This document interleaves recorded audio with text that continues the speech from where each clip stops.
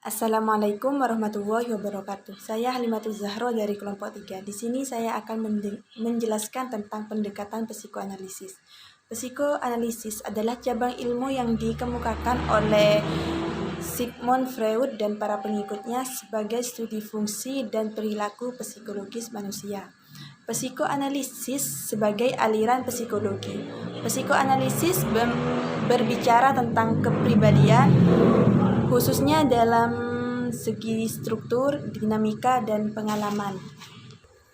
Selanjutnya, penerapan pendekatan psikoanalisis. Yang pertama, berbicara konsep kecemasan yang dikemukakan oleh Freud, tentu saja berkaitan pula dengan proses pendidikan. Di sini, kecemasan adalah fungsi ego yang untuk memperingatkan suatu bahaya sehingga memiliki seleksi adiktif yang sesuai. Yang kedua, dalam ranah yang lebih luas, teori psikoanalisis juga digunakan pada proses pendidikan yang berbasis kecerdasan majemuk. Contohnya seperti seorang anak kembar. Di sini seorang anak kembar belum tentu memiliki kecerdasan yang sama dan tidak berpatok pada angka, melainkan tentang IQ yang dimiliki setiap anak tersebut. Yang ketiga, konsep psikoanalisis yang menyatakan bahwa manusia merupakan makhluk yang memiliki kebutuhan dan keinginan dasar. Selanjutnya, berkaitan dengan aktivitas siswa. Perlunya pendidikan inklusif di semua strata pendidikan, dan konsep psikoanalisis yang diterapkan dalam pendidikan adalah pendidikan yang bermuara pada penciptaan kreativitas peserta didik. Assalamualaikum warahmatullahi wabarakatuh. Saya Ifatul Mardiyah dari kelompok 3 akan menjelaskan mengenai teori belajar behavioristik. Teori belajar behavioristik ini dikembangkan oleh Skinner.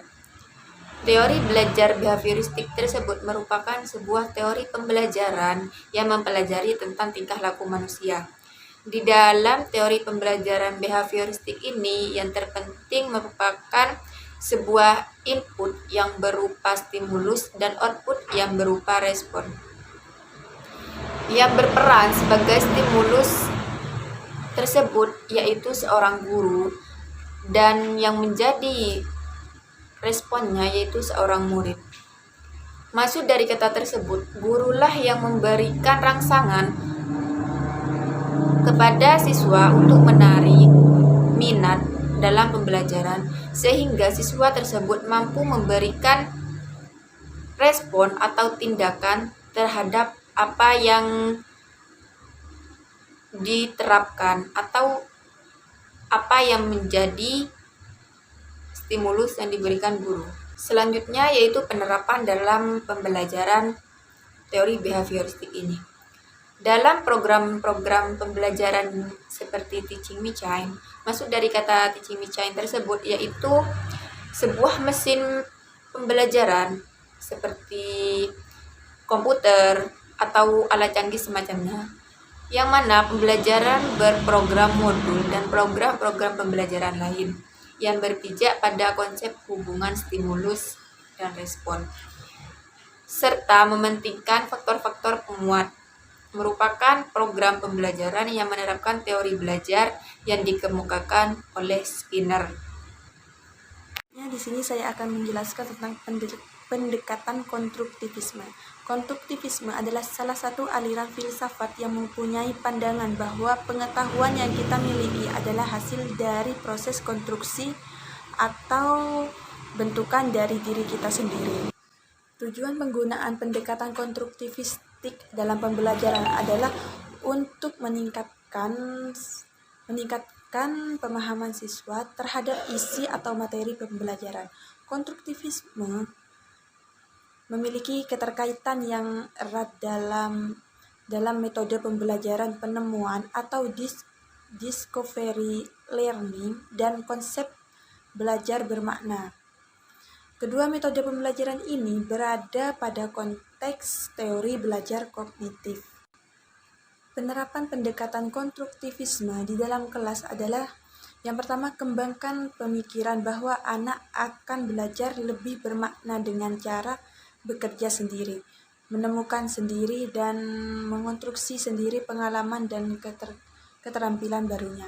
Maksudnya anak di sini dituntut untuk belajar semuanya itu sendiri. Selanjutnya, laksanakan sejauh mungkin inquiry untuk semua topik. Kembangkanlah sifat ingin tahu siswa dengan bertanya. Di sini siswa dituntut untuk bertanya dalam proses pembelajaran kognitif. Yang terakhir, ciptakan masyarakat belajar. Belajar dalam kelompok. Di sini siswa dituntut untuk bertanya dalam membentuk kelompok.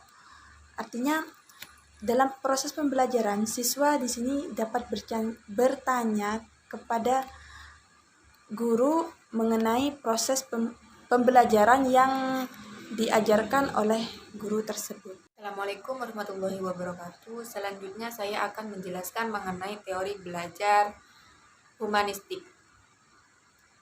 Teori belajar humanistik pada dasarnya memiliki tujuan yaitu memanusiakan manusia.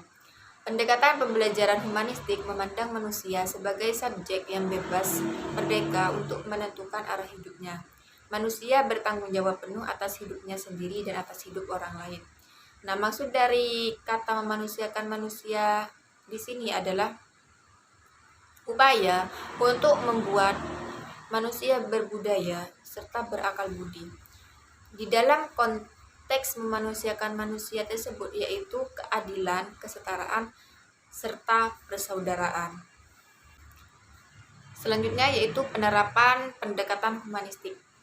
Penerapan teori humanistik lebih menuju pada ruh atau spirit selama proses pembelajaran yang mewarnai metode-metode yang diterapkan. Hal yang menjadi ilmu pengetahuan merupakan pengalaman.